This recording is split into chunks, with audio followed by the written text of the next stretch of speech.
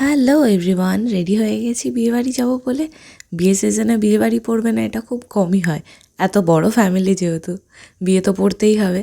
তাই আমি, মা আর সৌরভ মিলে রেডি হয়ে গেছি, বেরিয়েও পড়েছি।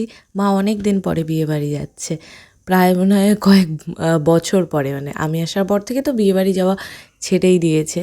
একটা দুটো যায়, যেত প্রথম প্রথম, এখন আর যায় না। যাই হোক, এই হচ্ছে আমাদের ব্রাইড সোমাদি। তো নামটা ঠিকই বললাম, বাড়ির নাম টুম্পা সেটা জানি, কিন্তু ভালো নাম কি সেটা আমি শিওর নই। যাই হোক, বিয়ে বাড়ি গিয়ে তো সবার সাথে দেখা, যেহেতু ফ্যামিলি অনুষ্ঠান, তো ফ্যামিলির সবার সাথেই দেখা।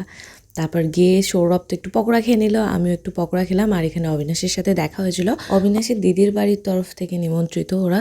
ওদের কেমন জ্যাঠতো বা কাকাতো এরকম দিদি হয়। তো যাই হোক, আমরা খানিকক্ষণ গল্প করার পরে আবার খেতে বসে গেলাম। বেশি লেট করিনি, তখন ওই 9:30 পৌনে 10টা বাজে, কারণ এরপরে আরও ভিড় হয়ে যাবে। তাই প্রথমেই দিয়ে দিল নানপুরি আর চানা মশলা, তারপরেই দিয়ে গেল গরম গরম ফিশ ফ্রাই। আমি তো 2টো ফিশ ফ্রাই খেয়েছি। আজকাল ফিশ ফ্রাই খেতে আমার বেশ ভালোই লাগে। বিয়েবাড়ির কদিন আগেই কিন্তু আমি বাড়িতেও ফিশ ফ্রাই খেয়েছি।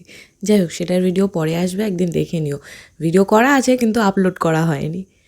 আর তারপরে খেলাম দই কাতলা। উফ, মাছটা যা ভালো ছিল না, একদম ফ্রেশ। আর আমার পুরো ছিল পেটির পিস, এটা তো মানে খেতে আরোই ভালো লাগে।